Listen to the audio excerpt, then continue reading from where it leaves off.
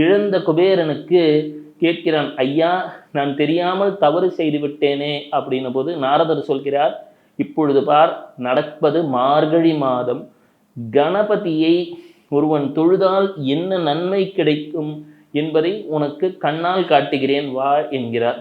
ஒரு ஏழை தன் வீட்டிலே மார்கழி மாதத்திலே வெறும் பாலிலே சிறிது பாயசம் வைத்து தினமும் விநாயகனை தொழத் துவங்குகிறான். மார்கழி மாதம் முழுவதும் விநாயகனை வழிபட துவங்குகிறான். அந்த மார்கழி மாதம் முடிந்ததுமே தை பிறந்தால் வழி பிறக்கும் என்பதை போல வாழ்க்கையிலே செல்வ நிலையெல்லாம் கூட துவங்குகிறது.